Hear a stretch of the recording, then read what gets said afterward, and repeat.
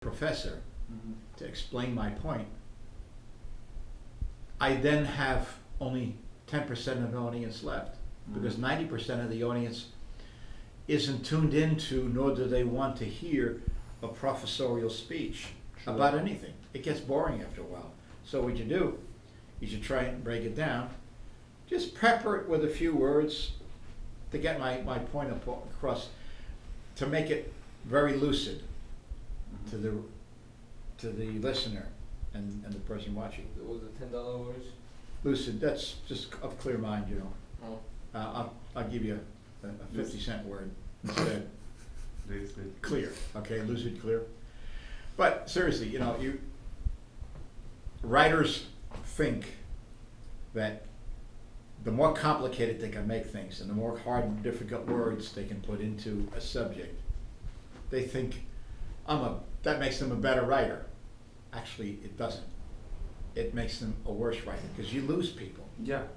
You lose people in sentences that are too long. You lose people who can't learn how to describe something in a simplified, powerful way, and it's very easy to do it. Well, no, I take that back. It's not very easy to do it. It is very difficult to do that. You know, sometimes you read an editorial or read a long dissertation about something. I mean, gosh, you could be in a play doing a soliloquy, and what good is that? You know? The only reason the people don't leave is because they already paid for the seat and they're sitting in the seat. Sure. Or they would leave en masse. You know what I mean? On time. En masse. Exit. Ah. Voluminously. How's that for a word?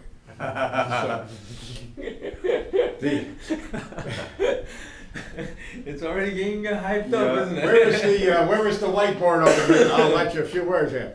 But, you know, the talent of writing is kind of a unique one. And people say, how do you get ideas? You know, you get it from here, you get the feeling. That's why I say, you know, the greatest thing about this whole positive humanity movement and my being in the positive zone is that being positive is so easy, and positive relates to so much in life. Everything can be related to positive, negative. You know, that kind of situation. So when I am in my positive zone and I think, you know, what can we talk about? How can we help people? And that's a serious thing, you know, because you know, you just don't want to sit here and spew a bunch of euphemisms. True that. Because you want people to understand and hopefully kind of help themselves. And if I'm talking at a level above them instead of on their level, Right. then kind of, you know, I lost that part of the audience too. Drifts away. Yeah. If I need to prove something to somebody education-wise, I'll go accept a doctorate degree from some mythical university. They'll put a robe on top of me with a big flashy medal on my chest, pat my shoulder and say, Ray, you did a great job. Don't need that. But when you leave people and they look at you and they smile and they say, Ray, I got it. Yes, that makes sense. I understand it. That's beautiful, because that's what you're really aiming for. That's beautiful. You got to understand the concept. And because positive is such a wide subject, and you know, a lot of people like to poo-poo it, they like to make fun of it in a sense. You know, that's sad, because it is serious. Now, it doesn't always work. I mean, you know, there's a lot of negativity. Thank you. Sir, Okay. can nice and positive, like I can be a nice, like my dad told me always this, he said, you can have a good friend but don't have a nice friend. But it's nice, it's positive. So a good friend will let you know, hey, there's the corner right here. Yeah. Don't jump out, you can Yeah. get hurt. Yeah. That's a good friend, he'll let you know. But a nice friend says, it's good. If you feel like it. Whatever makes you happy. Exactly.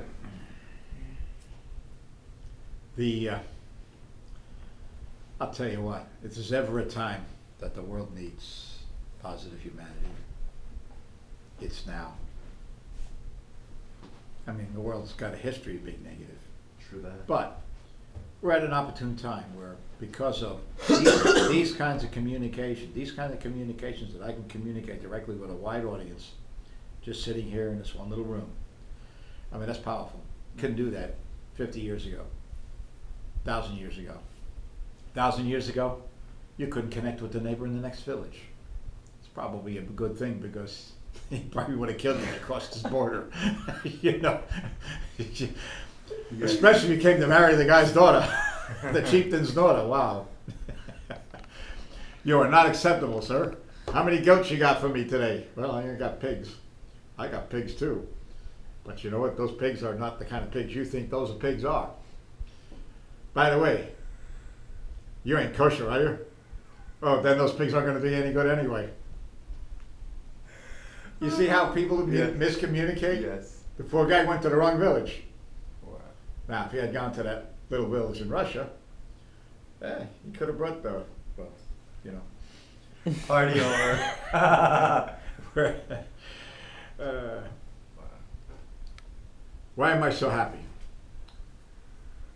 Why are you always happy, sir?